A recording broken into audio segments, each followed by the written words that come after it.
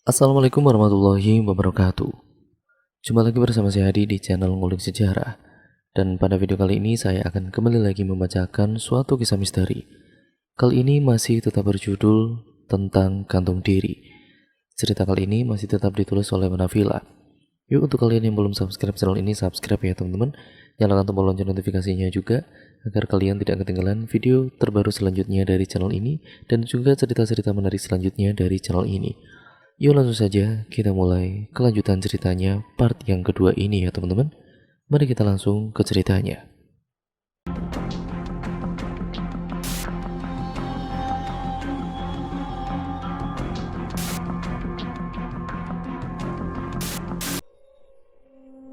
Pertemuan sore itu berubah nihil kecuali sindiran keras buat Pak Lurah. Tapi setidaknya sekarang mereka sudah mendapatkan izin dari Pangratmo bila ingin memanggil orang pintar untuk menyelesaikan masalah ini. Si Ratmi memang sudah stres kayaknya. Dia sudah kedoktrin dengan petua-petua guru ngajinya itu. Kalau menurut suaminya dia sering bicara ngelantur begitu, kata Pak Lurah kepada papanya Andi dalam perjalanan pulang. Jadi tindakan selanjutnya apa, Pak? Yang pasti saya harus memberitahu kepala desa sebelah mengenai aktivitas pengajian yang dipimpin orang kota itu. Rupanya Pak Lurah tampak geram semenjak keluar dari rumah Pangratmo. Terlepas dari itu, Pak, maksud saya kelanjutan teror hantu Ratmi ini mau gimana? Oh, kamu kumpulkan saja beberapa orang. Nanti malam kita rapat di balai desa, jawab Pak Lurah. Dinginnya angin malam menembus tulang. Riak-riak air sungai terdengar dari kejauhan bergantian dengan suara gemuruh angin yang kadang terdengar. Namun bila keadaan benar-benar sunyi senyap, terdengar suara rintihan wanita seperti menggedor-gedor pada setiap pintu rumah. Malang sekali nasib Teh Ratmi. Entah apa yang diinginkannya sampai arwahnya saja tidak mau meninggalkan dunia. Bila ada warga yang penasaran akan cerita-cerita hantu Teh Ratmi, cukup duduk santai di teras rumah menjelang jam 12 malam. Mungkin bila beruntung, akan melihat seorang wanita berdaster sedang berjalan lewat di depan rumah. Tapi jangan coba-coba untuk memanggilnya bila tidak mau melihat wajah pucat yang tampak mengerikan. Mungkin kamu masih mengingat Kang Usman. Hidupnya jadi tidak tenang karena bayang-bayang mengerikan itu masih tinggal di kepalanya. Setiap malam Jumat, kini dia selalu menginap di rumah mertuanya. Katanya setiap kali tidur, istrinya selalu ketakutan karena tragedi mengerikan itu. Ia terjadi hanya beberapa meter saja di rumahnya. Andi pernah melihat Kang Usman dengan wajah tampak lelah sedang bercerita dengan bapak-bapak yang lainnya siang hari di sawah. Katanya Jumat sore kemarin, dia sedang bersiap-siap untuk pergi menginap di rumah mertuanya.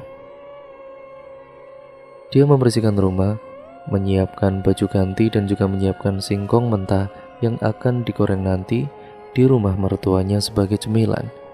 Sebelum berangkat, dia nongkrong di teras rumah sambil menikmati sebatang rokok kreteknya.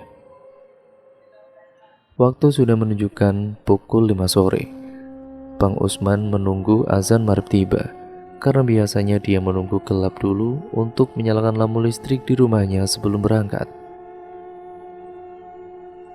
Bayang-bayang jasad Teh Ratmi yang tergantung di pohon rambutan kadang-kadang sekelebat terlihat di depan mata, kata Kang Usman. Dia kembali menghisap rokok kreteknya dalam-dalam untuk menenangkan pikirannya. Namun dalam keadaan tenang tersebut, tiba-tiba dari dalam rumahnya terdengar kegaduhan. Dari arah dapur persisnya. Awalnya Kang Usman membiarkannya saja karena dia mengira itulah kucing. Tapi kok lama-lama terdengar suara gemerincing minyak panas. Ketika Kang Usman menengokkan kepala ke arah dapur, terlihat seseorang perempuan sedang berdiri di depan kompor. Awalnya dia tidak kaget dan mengira itu istrinya. Namun saat kembali duduk di teras depan, dia baru tersadar bahwa istrinya sudah lebih dulu berangkat tadi sehabis asar. Jadi siapa yang berdiri di depan kompor tadi, Man? Tanya temannya. Ih, siapa lagi kalau bukan setan?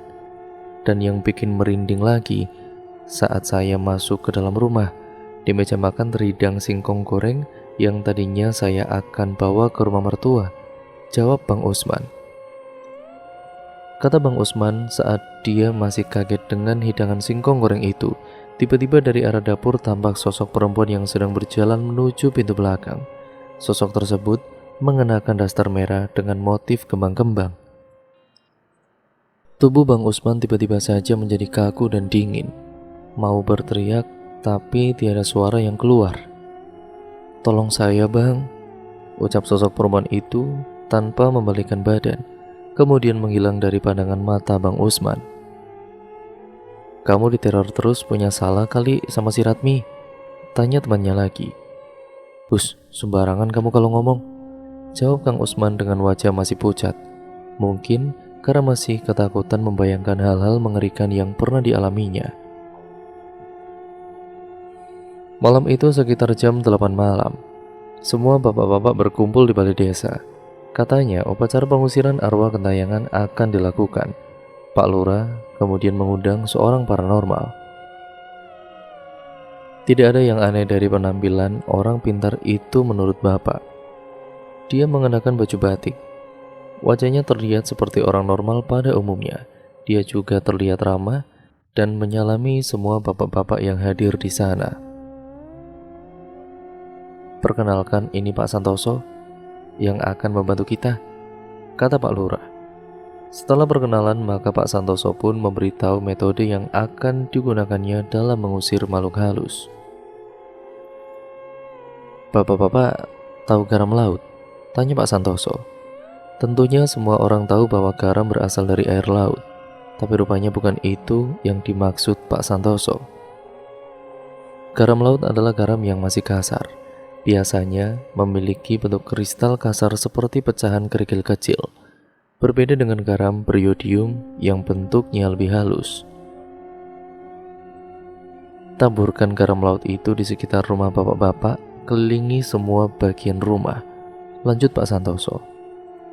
Memang katanya, orang-orang zaman dahulu itu menggunakan garam sebagai penangkal roh jahat. Mungkin terdengar aneh, karena ternyata selain bisa menghadang ular, garam juga bisa digunakan untuk menangkal makhluk halus. Tapi menurut kepercayaan orang-orang dahulu, cara ini paling ampuh, selayaknya kebudayaan di Eropa yang mempercayai bawang putih bisa menangkal Dracula. Setelah memberi pengarahan pada warga, selanjutnya Pak Santoso meminta untuk diantar ke tempat kejadian di mana Teh Ratmi meninggal. Maka malam itu berbondong-bondong semua warga mengantarkannya ke gerbang perkebunan kakao itu. Persis di sini tempatnya, Pak, kata Pak Lurah seraya menunjukkan pohon rambutan itu. Pak Santoso memejamkan mata, mulutnya terlihat komat kamit entah sedang melafalkan doa atau mantra.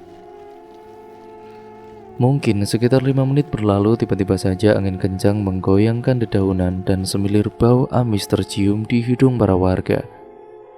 Dia sudah datang, bisik Pak Santoso kepada Pak Lurah. Terlihat sosok perempuan mengenakan daster warna merah dengan motif kembang-kembang, sedang duduk di salah satu dahan pohon rambutan membelakangi para warga. Astagfirullah, lihat itu di atas, ucap salah satu warga. Pak Santoso mengeluarkan sebuah keris dari dalam tasnya. Mulutnya berkomat kamit, terjadi pergulatan yang tidak terlihat. Wajah Pak Santoso tampak berkeringat dan napasnya seperti tersengal-sengal. Semua warga saling menatap kebingungan, entah apa yang harus mereka lakukan melihat situasi seperti ini. Kita bantu baca-baca doa saja ya, perintah Pak Lurah. Ayat kursi pun terlantun dari mulut para warga, sedangkan Pak Santoso masih tampak kelelahan. Sosok perempuan yang tadi duduk di atas pohon kini tampak melayang turun ke bawah. Sontak hal ini membuat warga kaget dan sebagian orang pelingsatan pulang karena ketakutan. Sosok itu menurut bapak memang Teh Ratmi. Wajahnya nampak pucat dengan mata yang cekung hitam. Bahkan bapaknya Andi masih bisa melihat garis lebam di lehernya bekas jeratan tali saat matinya dulu. Tidak begitu lama sosok itu kemudian balik badan lalu melayang menuju perkebunan kakao yang gelap gulita, hingga akhirnya lenyap tidak terlihat lagi.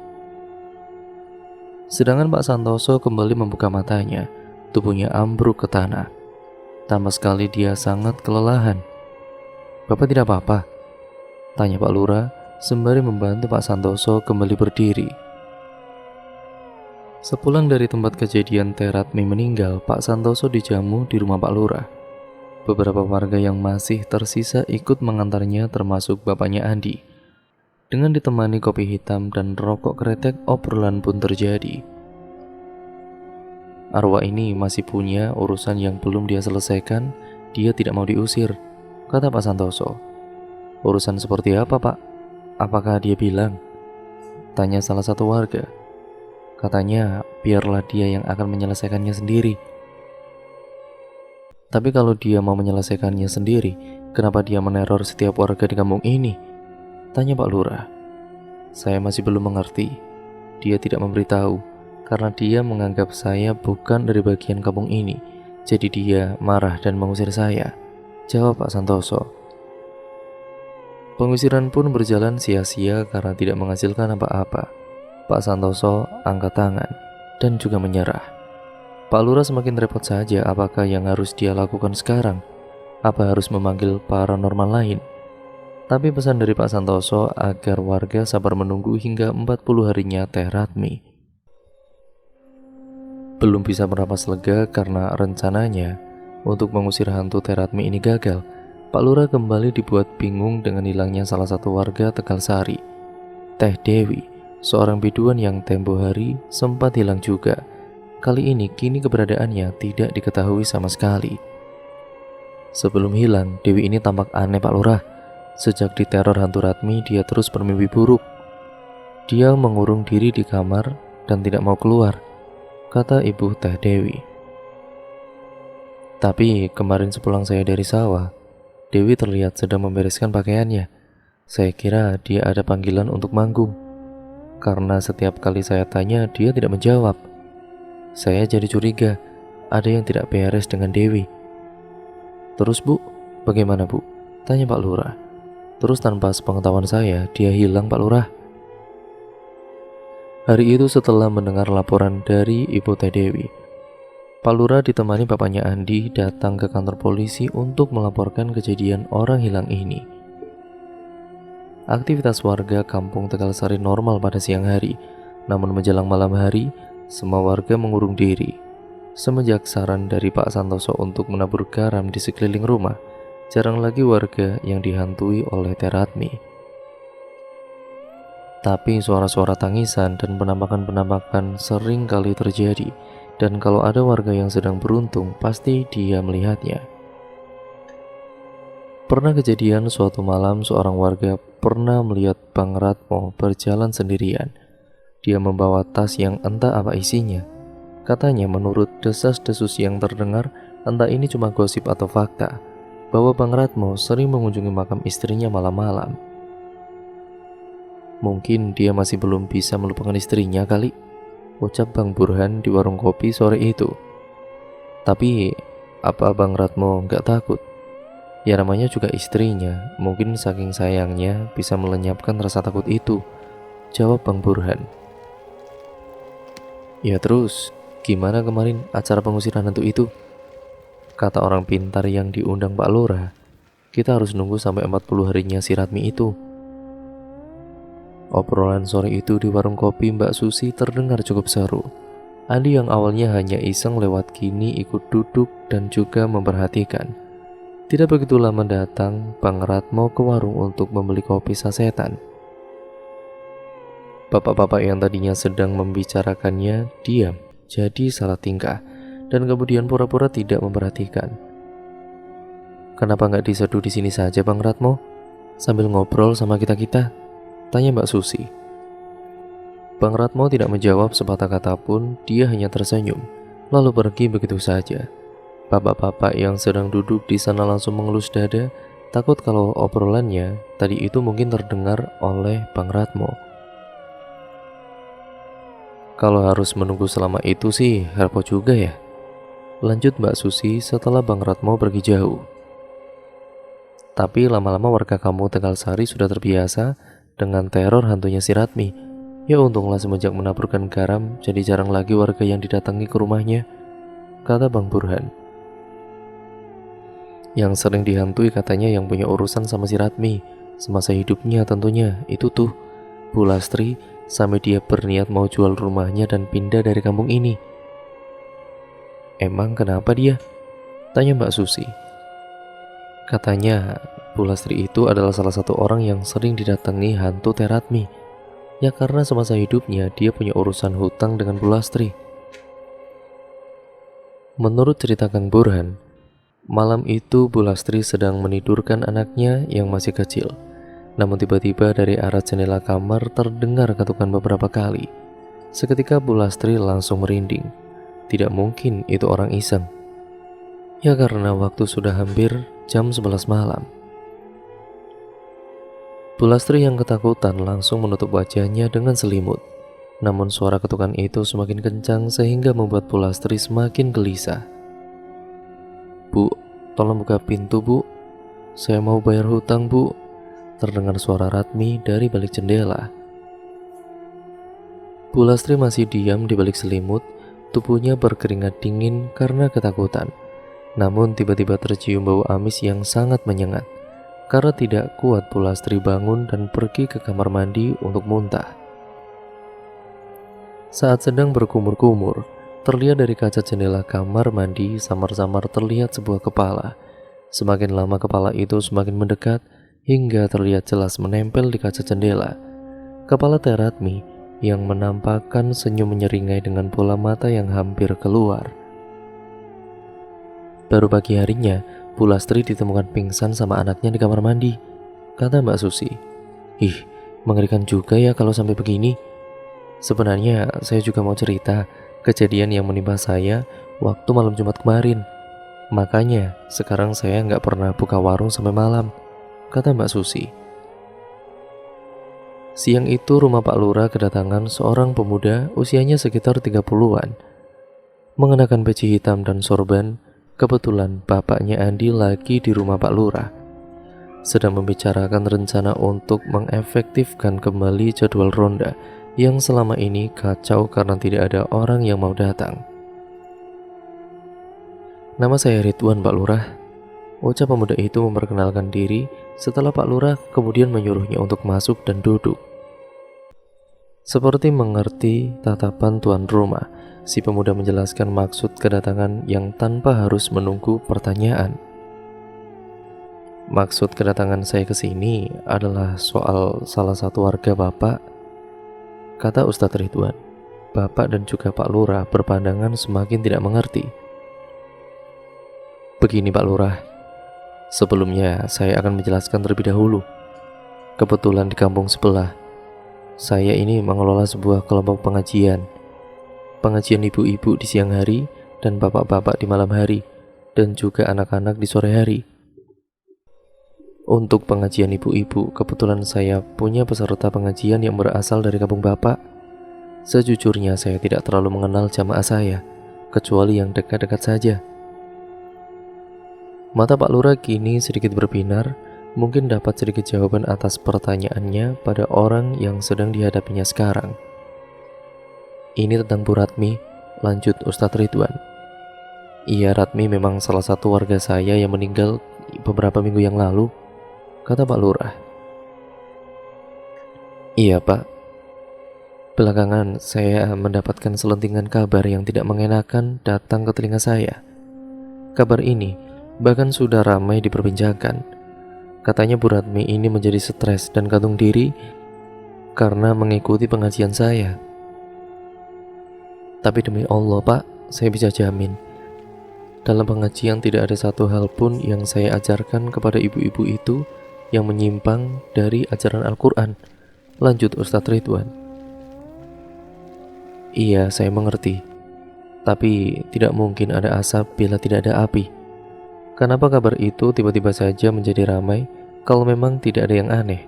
Tanya Pak Lurah. Saya juga tidak pernah tahu Pak Lurah. Tapi Bapak boleh tanya ke peserta lain, khususnya ibu-ibu yang sering mengikuti pengajian saya, adakah hal-hal yang menyimpang yang saya ajarkan? Tapi biasanya setiap orang mempunyai filternya masing-masing dalam memahami ucapan-ucapan atau ajaran-ajaran yang disampaikan. Bisa saja ada seseorang yang mensalahartikan atas sebuah petuah atau ajaran. Pak Lurah kemudian masih tetap ngotot dengan pendiriannya. Kali ini Ustadz Ridwan tidak bisa menjawab. Dia terdiam seperti sedang memikirkan sesuatu. Mungkin dia sedang mengingat-ingat adakah ucapannya yang bisa membuat seseorang salah arti sehingga bisa melakukan perbuatan yang salah. Mungkin sebaiknya begini saja Bapak-bapak. Saya mengerti dengan kecurigaan Pak Lurah dan saya juga mengerti dengan Pak Ustadz kalau merasa tidak ada yang salah atas apa yang telah Bapak ajarkan. Mari bersama-sama kita mencari tahu sebenarnya apa penyebab Ratmi bunuh diri. Lagian Pak Lurah, bukankah itu yang selama ini kita cari, agar arwah Ratmi kembali dengan tenang dan tidak lagi menghantui? Bapaknya Andi mencoba menjadi penengah. Ya, saya sangat setuju atas saran Bapak. Ini juga menyangkut nama baik pengajian saya. Bukan saya ingin membela diri, tapi saya hanya tidak ingin ini menjadi fitnah yang lebih luas lagi, sehingga orang-orang punya prasangka buruk kepada saya atas apa yang tidak diketahuinya, kata Ustadz Ridwan. Jadi mau bagaimana kita sekarang? Tanya Pak Lurah. Maaf sebelumnya Pak. Begini, sedikit banyak saya mengetahui tentang kasus-kasus kematian yang tidak wajar. Biasanya ditangani oleh polisi, hanya untuk memastikan penyebab kematian dan motifnya saja. Jadi apa keterangan yang telah dirilis kepolisian tentang kematian Ibu Ratmi? Tanya Ustadz Ridwan. Ini kampung terpencil, tidak bisa disamakan dengan di kota tempat di mana Anda tinggal. Biaya otopsi, penyelidikan ya mana mungkin pihak keluarga mau melakukannya atau mengeluarkannya. Untuk biaya kebutuhan sehari-hari saja mereka itu kan masih susah. Belum lagi tradisi upacara kematian yang tidak murah biayanya, 3 harian, 7 harian, sampai nanti 40 harian, jawab Pak Lurah. Begini saja Pak, karena saya telah dilibatkan dalam hal ini, untuk semua biaya terkait kepolisian biar saya yang menanggung semuanya. Saya hanya ingin kasus ini cepat selesai, kata Ustadz Ridwan. Alhamdulillah, akhirnya kita menemukan jalan tengahnya, kata Bapak Andi sambil melirik Pak Lurah. Tapi bagaimana dengan Ratmo suaminya? Tanya Pak Lurah. Saya yakin Pak, dia pasti setuju. Toh ini untuk kebaikan istrinya juga kan? Kata Bapak Andi. Pasti dia tidak akan mau kalau makam istrinya diacak-acak lagi. Apakah ini memang harus diungkit-ungkit lagi? Bagaimana kalau kita biarkan saja? Bukankah kejadian ini akan berakhir dan keadaan kembali normal? Kita hanya perlu bersabar sampai 40 harian ya kan? Kata Pak Lurah sambil melirik bapaknya Andi.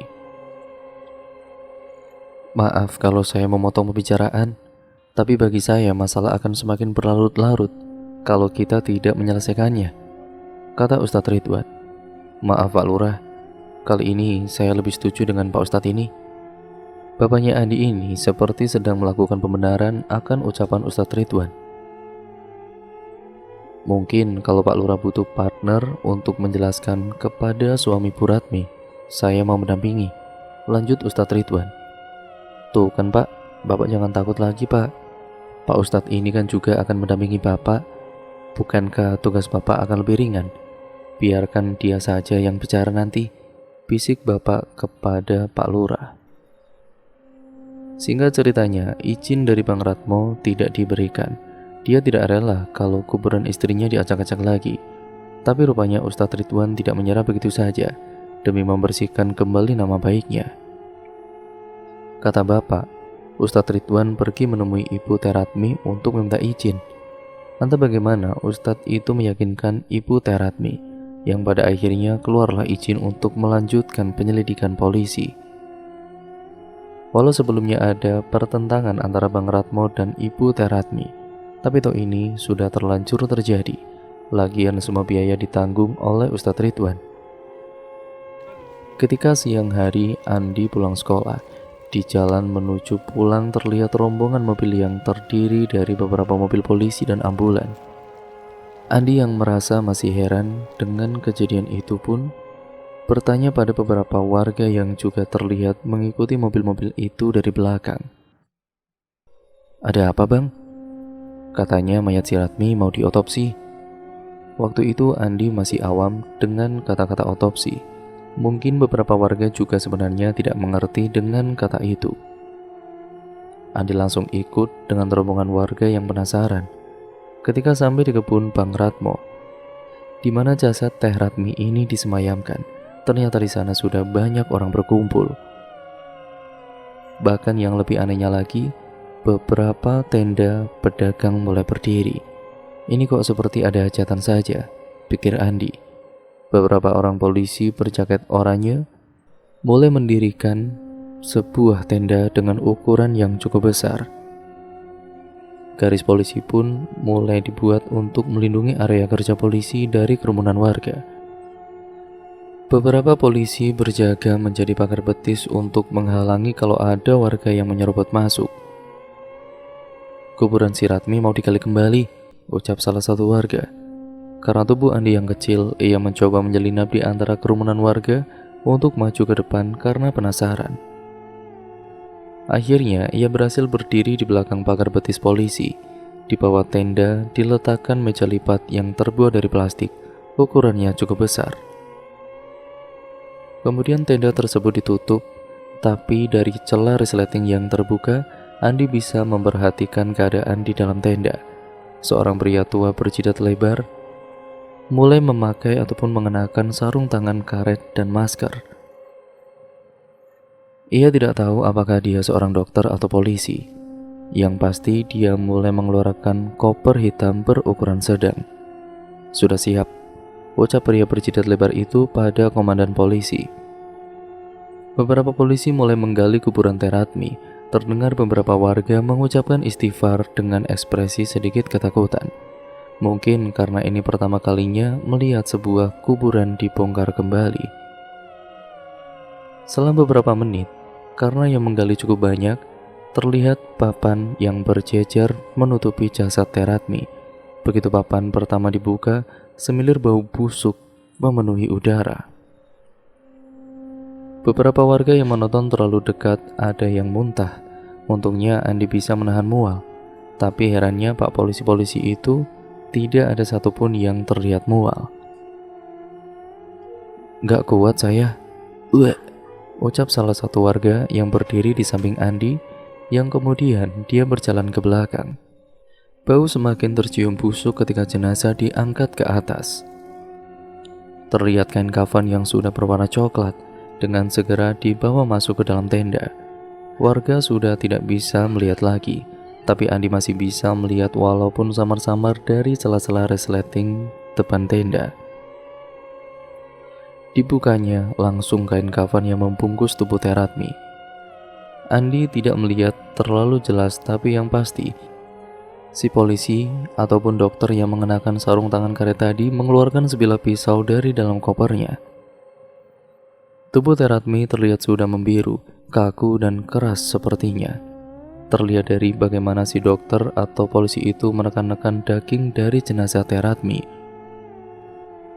Andi tidak bisa terlalu detail menceritakan karena tidak melihat dengan jelas, cuma samar-samar saja.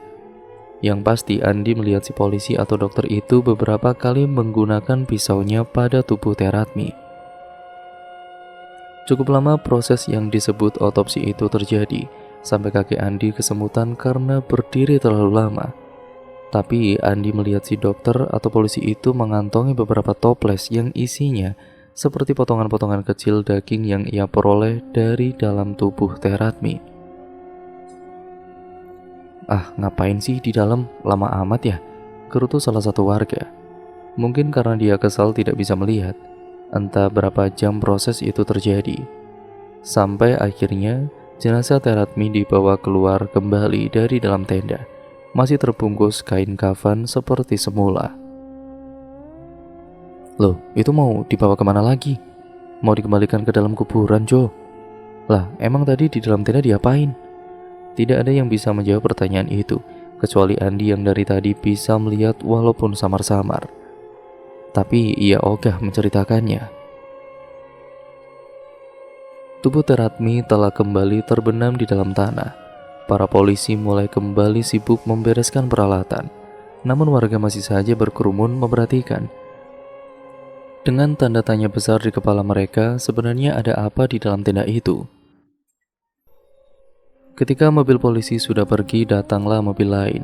Sebuah logo TV yang sering Andi lihat tercetak pada mobil yang baru datang itu.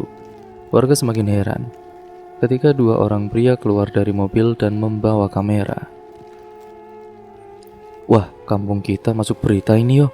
Keren ini yo, celetuk warga. Keriuhan masih saja terjadi walaupun polisi sudah pergi. Terlihat beberapa warga sedang diwawancarai oleh orang dari TV tadi.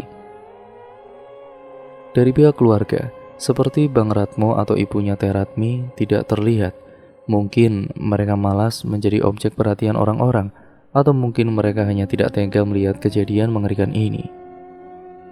Andi pulang ke rumah meninggalkan warga dengan rasa penasarannya. Wartawan dengan kerjaannya dan tenda-tenda pedagang yang berjajar di pinggir jalan. Makan, emangnya tidak lapar? Tanya bapak melihat Andi hanya diam di meja makan. Emoh aku pak, masih terbayang bau busuk di pemakaman tadi. Untung bapak nggak ikut nonton. Kemudian bapak menyuapkan sayur asam ke mulutnya. Hujan turun setelah azan Isya, namun tidak terlalu lebat. Andi duduk di atas kasur sambil menatap jendela kamar. Gelap gulita pemandangan di luar sana. Hanya sesekali terlihat rintik-rintik hujan menabrak kaca. Ini sudah hampir 3 minggu Teratmi meninggal dunia. Tiba-tiba Andi berpikir kenapa ada orang yang nekat sampai gantung diri. Apakah serumit itukah permasalahan orang dewasa sampai mereka putus asa? Andi juga pernah merasakan putus asa karena ditolak cinta. Memang rasanya ingin mati saja, tapi itu hanya kiasan yang ia buat karena ia tidak mau benar-benar mati waktu itu. Apakah bunuh diri itu dosa? Tentu saja itu dosa menurut guru ngajinya. Tapi bukankah hidup dan mati manusia sudah ditakdirkan oleh Tuhan? Sejak dibuka kembali kasus kematian Teratmi oleh polisi, jelas ini membuat geger kampung Tegal Sari. Hantu Teratmi memang sudah jarang lagi terdengar kemunculannya.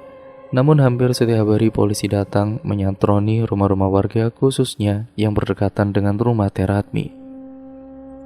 Andi pernah bertanya kepada bapaknya kenapa kampung kita sekarang jadi sering kedatangan polisi. Polisi sedang memastikan penyebab kematian Teratmi. Jawab bapaknya, loh bukannya sudah jelas dia bunuh diri pak? Iya, tapi apa yang menyebabkan Teratmi itu bunuh diri? Apa karena memang dia stres, depresi, atau ada dorongan dari pihak lain? Andi tidak mengerti dengan ucapan bapaknya. Tapi, jika ia lanjutkan bertanya percuma saja, jawabannya pasti akan lebih rumit lagi. Nah, ketika sore hari, Andi dan bapaknya sedang menyaksikan acara sepak bola di televisi. Tiba-tiba pintu depan rumah ada yang mengetuk. Itulah giliran mereka untuk disantroni Pak Polisi. Karena kebetulan mereka masih satu RT sama Teratmi. Tapi yang lebih sering ditanyai polisi ibunya Andi. Pertanyaan pada bapak hanya sedikit. Saya tidak terlalu akrab sama Ratmi. Ya kenal sewajarnya saja pak. Jadi saya nggak tahu kalau dia itu punya masalah atau apapun yang sedang dia alami. Jawab ibunya. Kalau suaminya pak, bagaimana sifatnya? Apakah dia orang yang temperamental? Apa bapak atau ibu pernah mendengar mereka bertengkar? Atau bagaimana? Setahu saya Ratmo itu orangnya ramah pak, tidak arogan. Dulu sebelum kejadian ini saya cukup sering bergaul dengan dia. Juga bapak-bapak yang lain. Kayaknya sih kita nggak pernah mendengar mereka bertengkar ya bu. Tapi nggak tahu juga saya. Jawab bapak sambil melihat ke arah ibu. Akhirnya interogasi yang berjalan santai itu selesai. Dan cerita pun akhirnya bersambung lagi ke part yang selanjutnya ya teman-teman, yaitu part yang ketiga. Jadi untuk kalian yang penasaran bagaimana kelanjutan ceritanya, kalian nantikan di video terbaru selanjutnya dari channel ini. Sekian ya teman-teman, kurang lebihnya mohon maaf. Video ini saya akhiri, dan jangan lupa untuk kalian like, comment, dan share, serta subscribe untuk kalian yang belum subscribe channel ini ya teman-teman. Sekian video ini saya akhiri. Wassalamualaikum warahmatullahi wabarakatuh.